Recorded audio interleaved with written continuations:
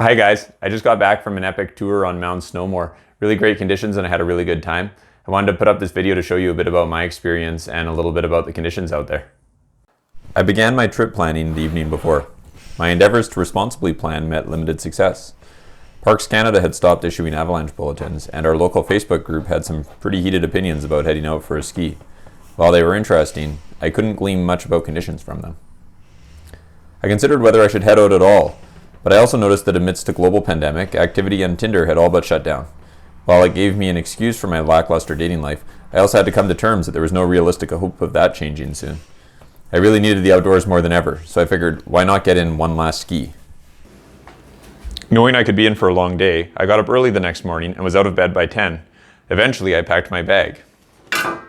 Shovel, got a snow saw, my probe, beacon's got fresh batteries in it, I've got skins, got some pasta for lunch, and of course some toilet paper just in case.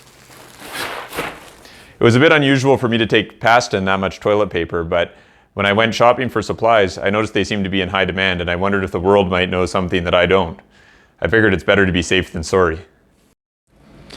Left with doubts whether people rapidly shifting their diet from produce to grains was the reason they needed so much TP, I headed out, figuring there could be worse problems. When I arrived at the base of Mound Snowmore, I did a further assessment of conditions. Hey guys, I just wanted to check in, give an update on some of the conditions that we're seeing here and give you some beta. It's been pretty warm the last couple days, especially it's been also sunny. Some south-facing slopes are getting pretty bare. There's getting a lot of melt on them.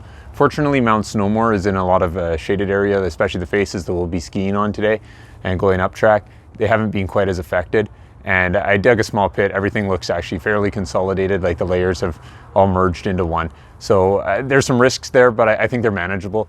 One of the risks I wanted to talk about is the lack of partners. Of course, social distancing measures have really basically nixed that. So I'm gonna have to do this one alone. It's certainly a higher risk, and it basically makes everything in my bag totally useless in the event that I run into trouble. But it's a risk I'm willing to take. And finally, I actually see some animal tracks here. I don't entirely know what they are. They could be a cougar, a great woolly mammoth, or maybe even a jackrabbit. Either way, I think the animals this time of year might be hungry. Probably best not to let them know that I have toilet paper in my bag, just to be safe. And obviously, we always want to get home alive. So anyway, we're time to head up, I think, and I'll check in soon.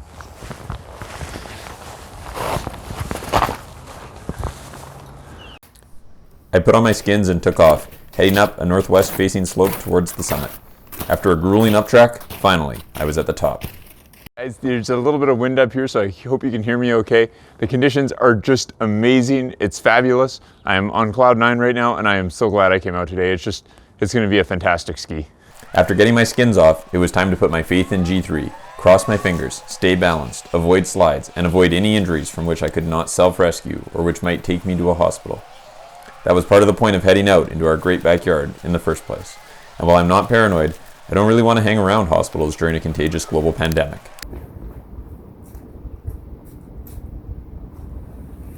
Yes! Hey guys, well that was a lot of fun. It's taken me a lot of time to come down from that adrenaline rush of the solid type 2 fun. I figure a few of the things while we have restricted access to the outdoors, while we're tuning some gear, it's not a bad time to pull out your probe, make sure it assembles properly, but also use it to just get an idea how far 2 meters is. And maybe if you've got to walk around, it might not even be a bad idea to take your probe with you, hold it at the 2 meter mark, and you really shouldn't be able to poke anybody with it.